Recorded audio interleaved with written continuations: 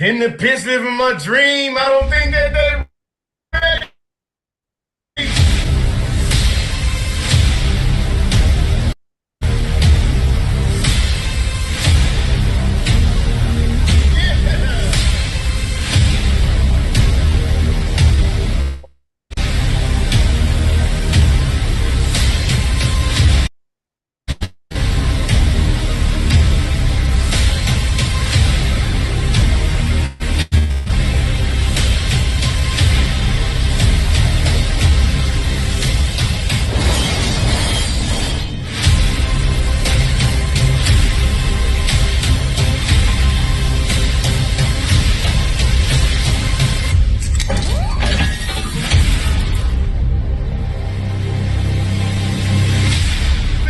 Podcast. Let's go. This Cap Houston right here. Bobby, Good what you got evening, for me? ladies and gentlemen. I am your host, Bobby. We've got Chrissy. I don't know what episode this is by any chance, but I'm glad to be back. It's been Well, I love a little bit of a channel. long wait, huh, Chrissy? Yes, it's been a little while. So, Yes, a lot of life. absolutely. So we have a very special guest today. We have Emma Britt, and I want to tell you guys a little bit about her. She's 19. She drives a Legend car. She's number 38. And I've seen some pretty awesome videos and whatnot. And we want to share that with you guys tonight. And so with that being said, we have Emma. How you doing today? And can you tell us about yourself and how you've started your career? Oh, there it goes. It kept muting me. So hi, my name is Emma, and I started my career in 2020 during COVID. Surprisingly, you think the world was shut down. Well, racing was not. And my dad was traveling a lot with racing, and I decided, you know what, with no school and everything shut down, I'm gonna go hop in the car and go with them so I can go travel. And there was a lot of fun adventures going on. He was going to, Pensacola and Mobile. It was really warm. It was summer, and I really just wanted to see what the racing was all about. I've grown up around it, and I just wanted to check it out. And there was a race car there, a Bandolero, and they talked me into trying it, and I never got out of it. I got in that race car and seriously never got out.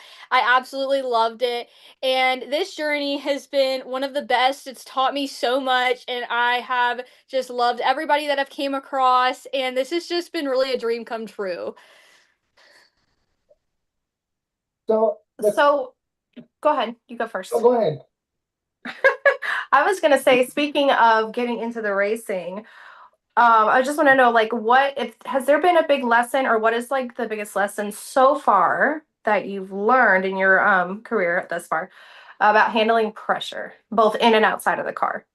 Okay, so with handling pressure, I feel like that there's a lot of pressure that I have went through in my career that I actually have had to grow from, and I feel like that I've tried to make the impact of helping other people with. Because I feel like there's a lot of pressure that I went through with, a lot of things that people don't talk about is in racing you are expected to act way older than what you are. So when I was 12 and 16, my friends were partying, they were doing all that, and I'm like, I can't risk even going. If I go and a video gets out of me doing this, my career will be over. And that was something that a lot of people don't realize and don't talk about, is especially for these younger drivers, that we are taught from a very young age that we have to act very mature. And so while everybody was partying and having a grand old time in these teenage years, I was racing 24/7, focusing on my image, making sure that I never made any mistakes like that. I couldn't go do anything like that because I didn't want to risk, making one stupid little video or something getting out, because then, like I said, my career would be over.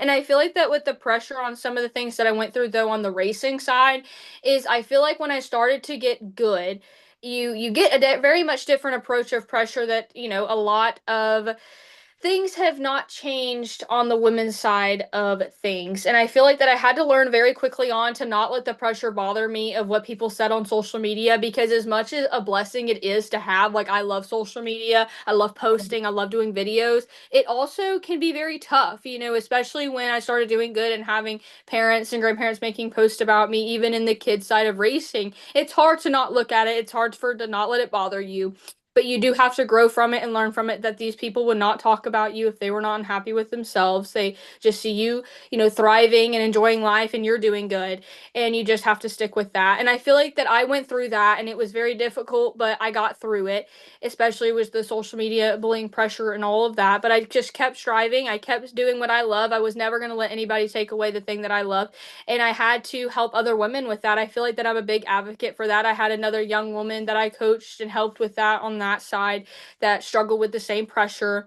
And it's just one of those things that's not talked about, but that's one of the main pressures. Is social media can be very hard and cruel because they're waiting for you to slip up. And that was something that took me a lot of time to realize, that you're going to slip up. There's going to be a lot of pressure on that, because if you slip up, it's not just you that's going to be hard on yourself. You're going to see it, but you just got to like shut it out and work on it and come back better. So that's what I feel like the main pressures have been so far in my career. Now, what's the significance of the number 38? So the significance of the number 38, I love it so much. So my dad raced, and he was number 38. So I'm a second generation racer, and it was no question about it that I wanted to be number 38. And how he became 38 is my family is all involved in racing. I'm related to so many people in racing. It's insane. It's so much of a family sport for me. And so his cousins were, I believe, I don't know if they were in the 40s or 30s of the number range, but I know that somebody was, I believe, like 37 and 39. So it made sense for him to be number 38, right in the middle. And I picked it from him, and that's just always been my thing. Now the spade came from his friend that raced had the spade, and also Mr. Jimmy Garmin and Reed, all the people around him had the spade, and it just kind of became my thing. He did it one day, and I was like, I love that. I want that to be my thing. So that's where the 38 spade came from. That's awesome. It's a lot of people when they talk about their numbers, they have some stories, but like you have such a rich background into why it's significant for you that it just kind of like, duh, it makes sense. Some people are like, oh, I just like that number or whatever, but I love hearing that you're so rooted in racing and you can continue the legacy. That's awesome. I love that for you. Thank you so much. So, So I was told to ask you this question by our good friend Chad Harrington. Oh boy. He said to ask you about how tough Thunder Ring was or is at Echo Park Speedway. So I got the beauty of racing the Thunder Ring before the repave, and not a lot of people got to do that. And I do feel like that it's tough. The Thunder Ring is tough, but I will tell you this. Legend Car Racing, I got the beauty of before Humpy Wheeler passed away. I got to talk with Humpy Wheeler, who created the 600 racing and made all of this possible for us young kids. And at the time, it was even for adults. He told me the amazing story about how he had Brooks and Dunn's driving the Legend cars and how they thought that it would be easy, and it was not. They were betting money. They kept spinning out, spinning out, spinning out. He's like, I made these cars purposely hard. So not only are these racetracks hard, but so are these cars. But they have taught me so much about not only myself, but as a driver, and just, being able to accomplish things in these Legend cars definitely help you in these bigger cars as well. But the Thunder Ring in particular, I feel like has taught me so much, because if you can run the Thunder Ring, it's one of those tracks that you can run anywhere. So when I went to the Thunder Ring and finally figured it out, and I mean, it took me years to figure it out on before the repave, and after the repave, it was totally different. It was a totally different racetrack. There was a lot more banking added as well, which it did affect us as well. Even though you wouldn't think so, it really did. And it was like relearning the whole track over again. And I do feel like both of those tracks had significant part in my career, because they taught me so much and made me the racer that I am today, as well as Ken Reagan. Big shout out to him, because he makes it possible over there. And I do feel like that helped me accomplish wins all over. I don't feel like I would have won at Charlotte Motor Speedway without the Thunder Ring experience, because they are so significantly alike. So, how do you balance the competitive side of racing and the mental side? I know we talked a little bit about the social media stuff, but the kind of the stuff that you deal with on your own, I guess, while in the car, when out of the car, is there a way like you organize that in your head, or like what do you do to help with that? You know, the craziest thing is that people that race get it is when you get in that race car, it's like your brain forgets everything else that's going on.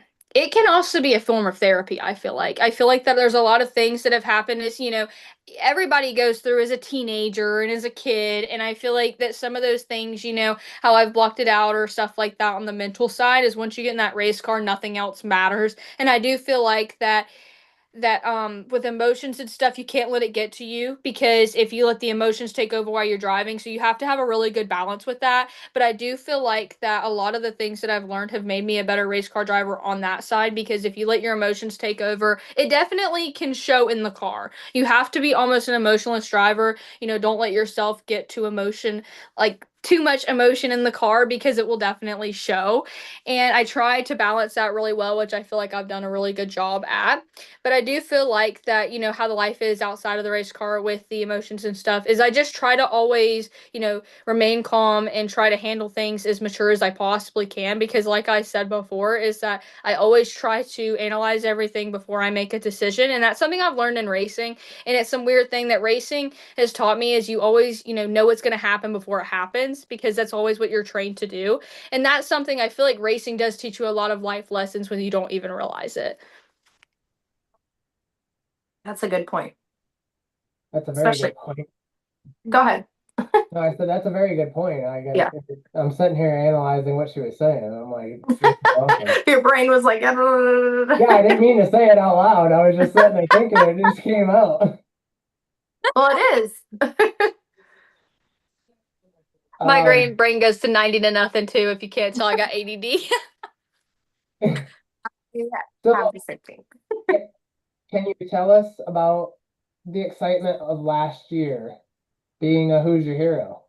Oh my gosh, it was so awesome. It was such a dream come true. So the Who's Your Hero came up when I saw this girl on Instagram named Ashley who races dirt, and I saw that and I was like, wow, this seems like really cool. What is this? I didn't even know much of what it was, but I went on there and I was like, oh, we can nominate. I can do something with Hoosier. I'd love to have a relationship with Hoosier. I'm like, I started racing Hoosiers in 2021 because we still had the INX Federals when I started, and I loved the tire. I thought it was awesome, and I just loved the way that they are in the racing community. I never realized how much they did in the racing community until I did the Hoosier Hero stuff, which I'll get into in just a second. But I loved it and I was like, I would love to have some form of connection. I want to do this. So I started posting about it and I actually got nominated before I even started posting and pushing it, which that's what it is you nominate, you tell your own personal story with this driver. It's like these people are really good people that get chose to do this. They make some form of an impact in their community of racing.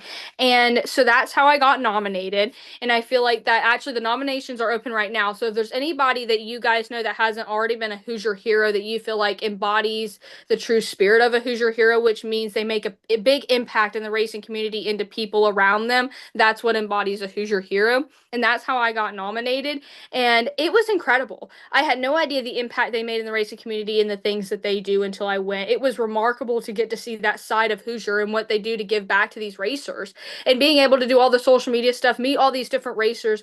I raced Circle Asphalt. I raced somebody that raced on ice. We were all so cool to share our stories and also find out some of the same things, which you would never expect some racers to all have some similarities. And of course, there were some totally different things, but there were some that were similar that I just thought was absolutely cool. And just getting to meet all these people and make connections and get to meet the whole team. They were amazing people. Everybody that was chosen to be Hoosier Hero really embodied the Hoosier Hero attitude and demeanor. And getting to go to Indianapolis for my first ever PRI show with Hoosier was a dream come true. I still think about it and it's just still so surreal. But my favorite thing about it probably has to be walking that stage and getting that trophy and getting to talk with everybody and also getting to hear their stories as well because I love talking about mine, but I love hearing other people's stories too. So, what are your goals for the rest of the season and for next year, if you know yet? Yes. So my goals for this season are to start racing my late model and racing the legend car as well. And my goal is to be able to travel to the south side. I would love to race. My dream would be to race at Five Flags at some point in the late model. And I would love to be able to run both. I would love to be able to run the legend pretty often and the late model. And why is because I feel like that having the options open there will teach me a lot and make me ready for any opportunity that may come up for me. And I want to become the best race car driver that I can be. And that's basically my goal has always been is that I want to be the best race car driver that I can be. And then if I can accomplish that, then that's what I would love to be able to do. And I feel like I've made that happen so far. I've grown from every experience, I've grown from every race, I've gotten better and better each time. And I feel like that is all that I can do, and I'm going to continue to do. So not only do you race, you also have a podcast. Yes, so I just started back up my podcast. So I have a podcast.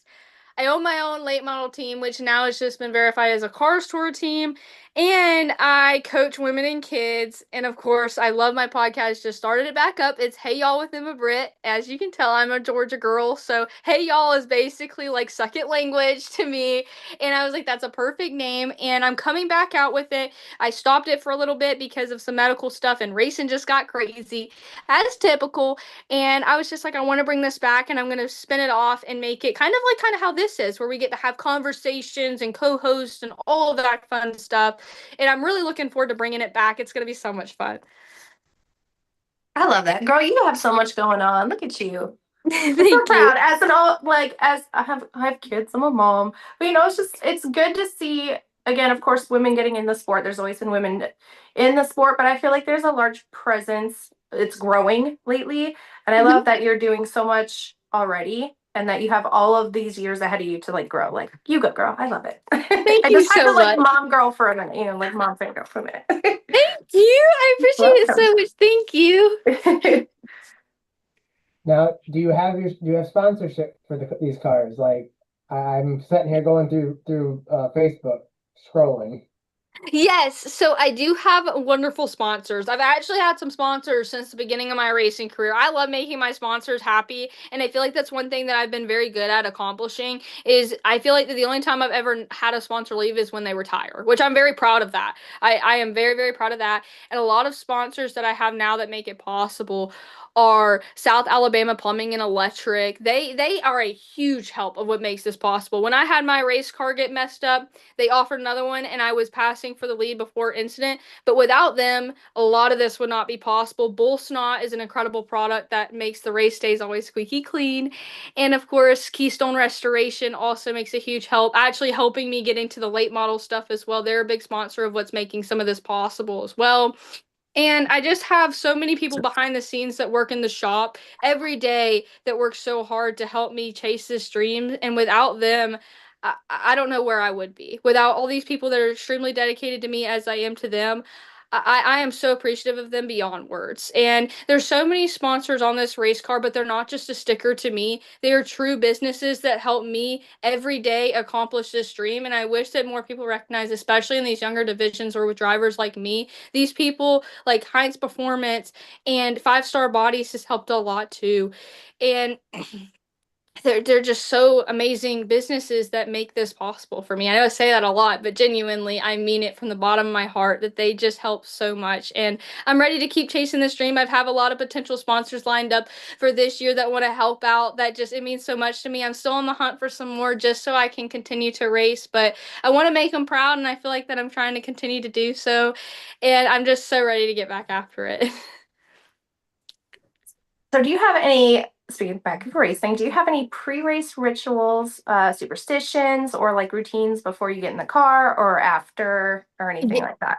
Yes, I do. So I always pray before I go out because the biggest thing is I've always prayed, but there was a moment that I feel like it really count and mattered is when this is what started the superstition. So I've always prayed, and I just did it because it felt like the right thing to do. I mean, a lot of drivers do it, but I am very religious, so I of course always wanted to talk to God before I went out. But the one moment that I feel like that he was truly there was at Charlotte Motor Speedway when I was sitting on the grid, and this was my first time there. Me and my dad made a bet. I was like, if I win in Atlanta, you have to take me to Charlotte. And I'm sure he's like, oh yeah, whatever. There was one of those years where I was just learning, and I won in Atlanta. It was a NASCAR weekend race, and I spun out because it rained, and I got into like a little puddle, and I drove from dead last with like 12 cars and won the race on the last lap, made the last lap pass, and I was like, look, looks like we're going to Charlotte.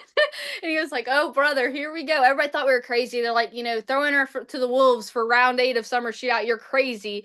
And I was like, I'm not. I just want to go have fun. I just want to, this is the heart of racing, y'all. Like, I've dreamed of coming here. And we go there. I was like 5th, so I was riding up front pretty well, and I was like, okay, I feel like everything's kind of transitioning, like I said earlier on, is that it definitely transitioned over, which I was so thankful for.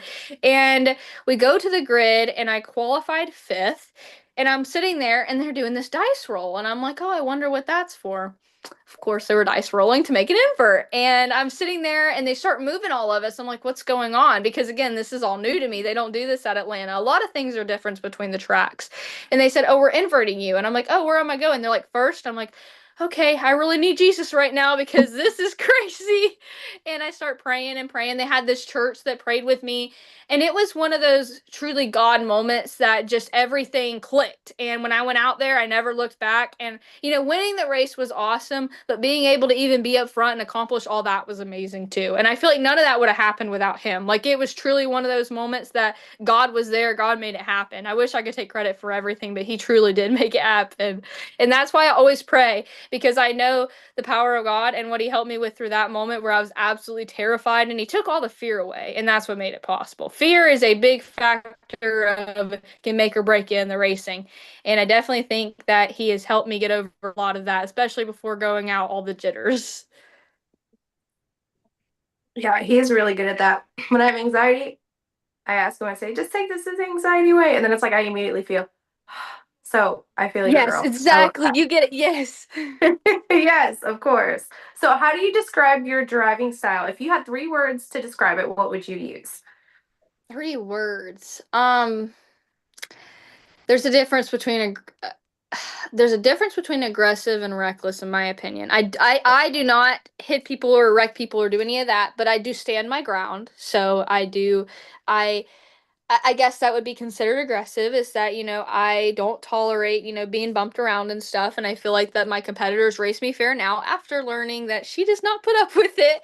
So I would put that, and I feel like I have to be, thoughtful. Like, okay, I learned that a lot in the drafting stuff is, make that last lap pass or you're going to get passed back. So you have to be thoughtful and you have to be courageous. I feel like that would be it. I feel like courageous. You got to be like thoughtful, mindful, and then a little bit aggressive. That wraps it up pretty well. So, Christy, I was looking at her career highlights, Mm-hmm. and My dog's barking, sorry. It's okay, my dog coughed earlier. since 2021, you've had a heck of a resume.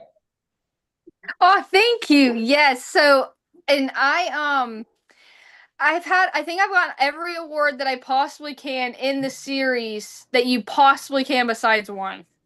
And I've gotten most popular driver 3 times in a row. And I don't know if you can tell by this, but it's because I love to talk. I have no fear of talking. I will talk to anybody. If you show up new to the garage, you're like, oh, Emma's going to find you. Emma's going to find you. Yes. But I feel like that a lot of those awards are significant to me because especially the championships, like I said, there were so many moments that people don't see behind the scenes of. I remember when I was in school before I went online, I was practicing like Tuesday nights at the track just with the team because like all of those hours and long nights, like we were up at the track and we got home at like 2 in the morning and I had school the next day, and then the weekend we won, and everybody doesn't get to see that side. It's like we worked so hard to get there. And that's what I feel like makes the difference, that we worked so hard on all those long nights, like all of those accomplishments accomplishments truly happened because of that. And I've had many championships at Cordial and Lanier because of those nights. And I feel like that also the Georgia championship as well, because our team worked so hard, not only with me, but the car and everything. Like everything was hands on. Everything was, not as easy as it would seem. And there was a lot of nights that, like we were having some rough moments, and then there's the good. And I feel like that as long as the good always outshines the bad, that it's always just kept us going. And I feel like that there my favorite award probably has to be the Sportsman INEX Award. That one meant the most to me because I tried my best to make an impact to always drivers and stuff, and because I know what it was like at Square One. I never forget where I came from. I can say every single name of every person that helped me. I never forget people. I never forget that. And I do feel like that award meant so much significantly to me because it made me feel like that all that work that I try to put in with helping all these other people was worth it. That, there is a difference being made here. And I hope that it inspires people to be the same way. Is that, when you see somebody struggling, you can either be the person that laughs or you can be the person that takes their hand. And it's like, I've been there before too. Because even the people that are laughing have been there before too. And that you just never forget what it's like. Because my biggest motto is, every time you spin out, you learn something and you learn, what caused it and you move forward and 9 times out of 10, you never spin out the same way.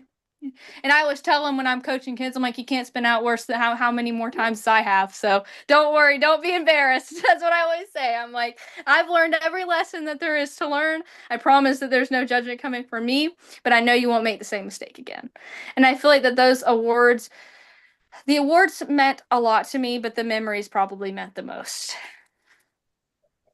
Be really awesome if at one day you ended up racing some of the kids that you helped mentor. Like, I don't know how the did. logistics work I out, but have. I've done yeah. that before. And the girl that I mentored, we finished the race 0.03 seconds by a bumper. Like one of the closest race finishes that there was ever at that track in history.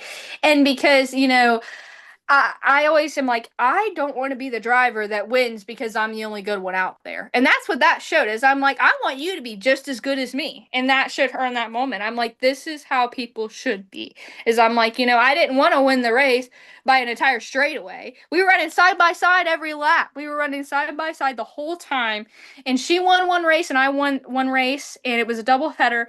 And she won by a little bit and I won by a little bit. So it was really, really cool to have that experience because it made me feel happy inside, that especially when you win races like that, I would rather win a race like that than it just be easy peasy by an entire straightaway.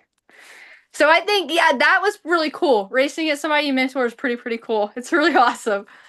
Plus, it also affirms to you, like, okay, I do know what I'm talking about. Look how good she did. Yes, exactly. I always tell her all the time. I mess with her all the time. But I always do try to remind her, I'm like, remember, when you get into these other cars or anything, it wasn't me that made you who you are. It was always inside of you. It was always there. I was just the one that held your hand during that moment, which I wish somebody would have done for me. But all of that was you. Because I never want to take credit for her accomplishments because she went through all the rough nights like I had. I mean, everything is, everybody has their story. And that was one of those things is I'm like, I just helped you through the tough time, but you did all the work, honey. You did all the work.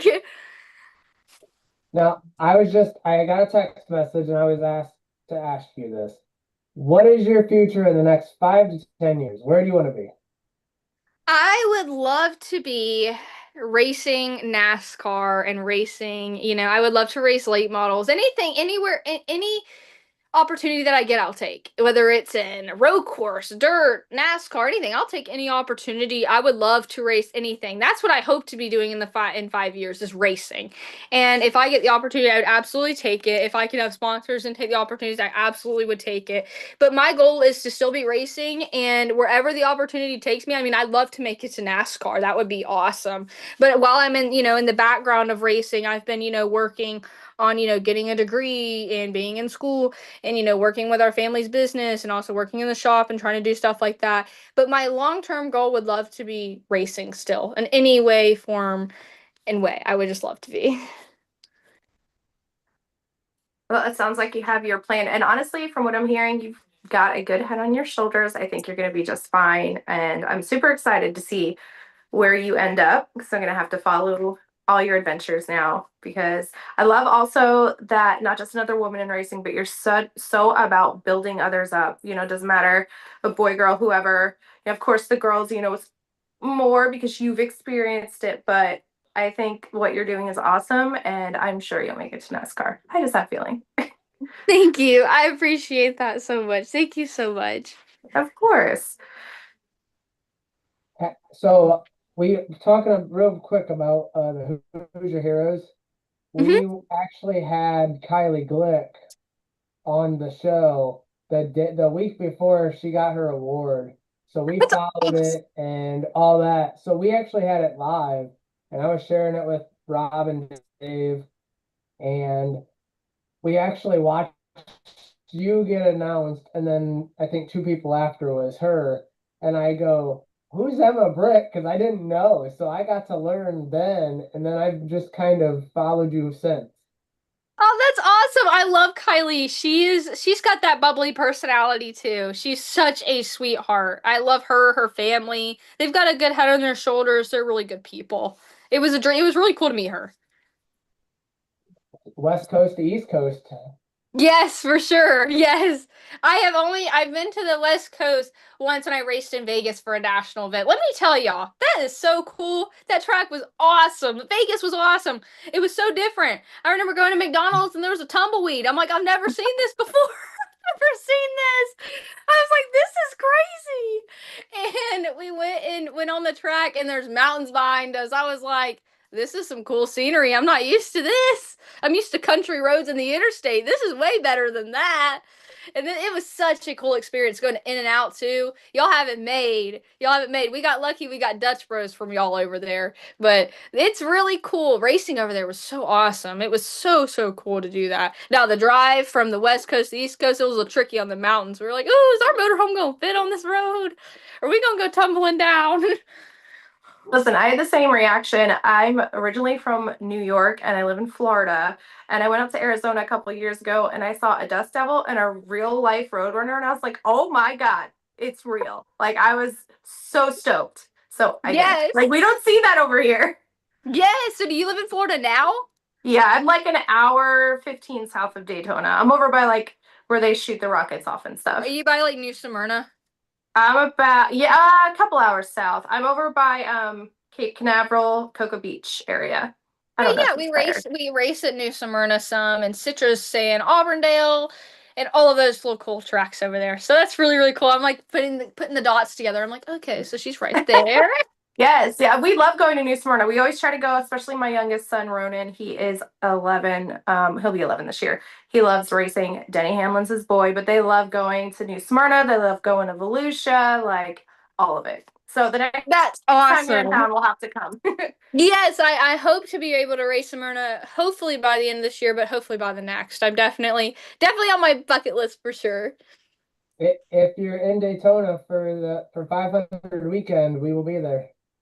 That's so awesome. Oh my gosh, that's so cool. If I'm ever over there and during that time, I'll definitely have to connect. Yeah, we're Yeah, we gonna got try. like we got a little Airbnb on the beach, and so we're all excited to just relax. My kids are gonna go with my mother-in-law for the weekend, so I can relax and like enjoy. They're good kids, but you know, kids are kids. So yeah, it's good to just. Hey, mama needs a break sometimes. That's right. I'm telling you. There you go. Heck yeah. All right. Well, Emma, I don't want to hold you up, so we will definitely have to get you back on for a part 2.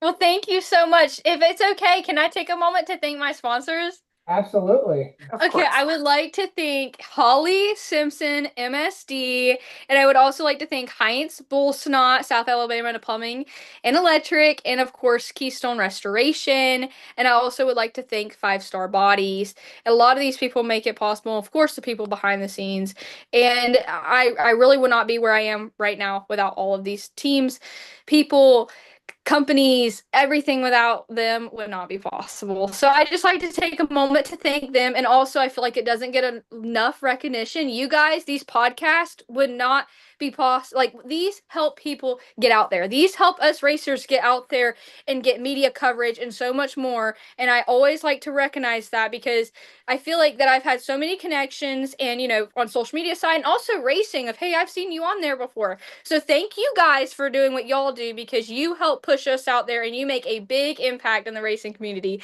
Thank y'all so much. Aw, thank you. I don't Thank think we've you. ever been thanked so nicely before. I love it. Such good vibes. We have a good time doing it. It's hobby, but it's fun because we love to hear from you guys. For me, it's like I want to ask you guys stuff that you don't get asked a million times. So we get to know you as a person. So Yes. people go, oh, I like her, not just for what she does on the track, but she's a good person. So Yeah. amen, girl.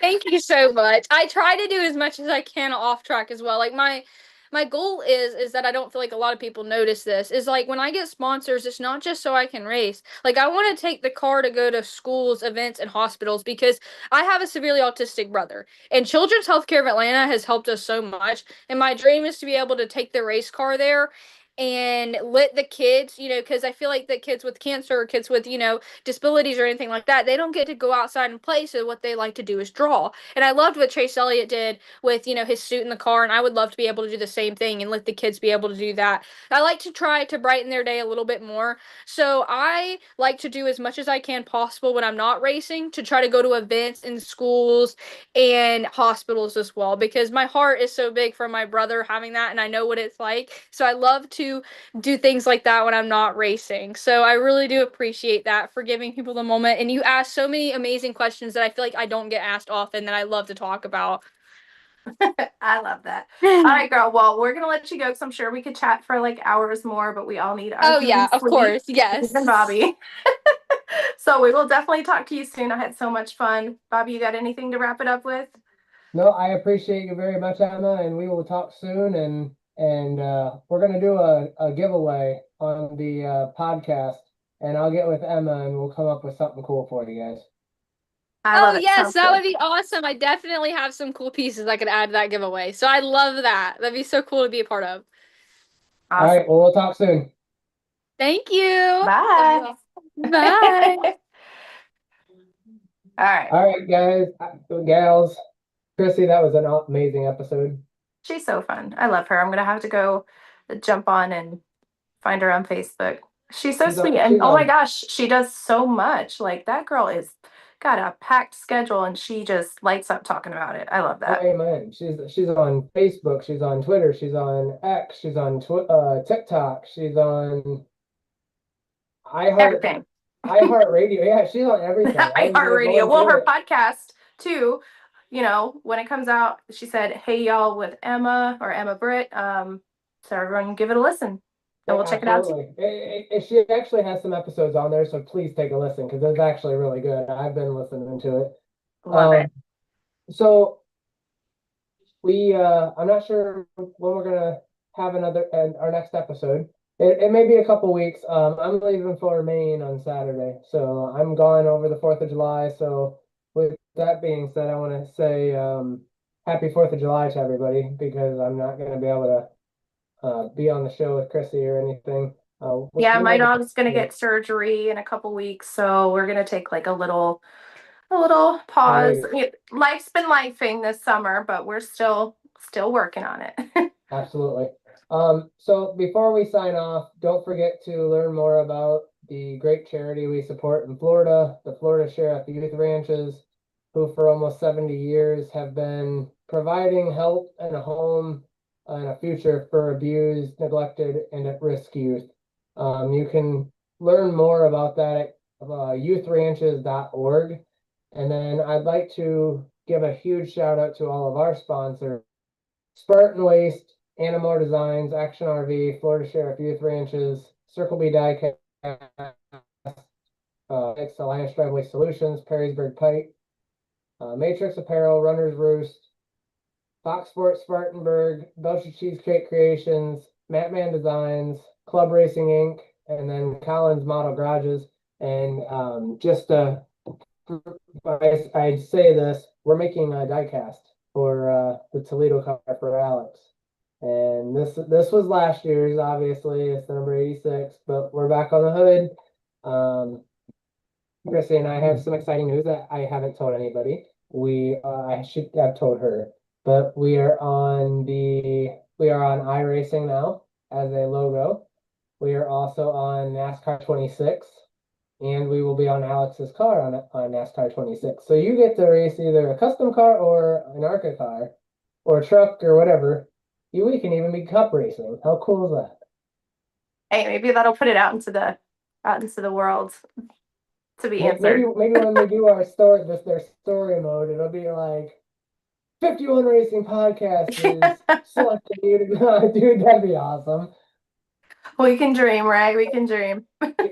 Yeah, we can dream. So with that being said, I'd like to thank everybody, thank Chrissy, thank everybody behind the scenes, Joe, Brandon, everybody, Keyston, thank you guys.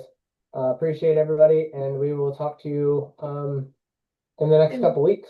When we figure out the date, we will let y'all know. We'll post it on social media. So stay tuned. Enjoy your 4th of July. Be safe. Do not drink and light fireworks.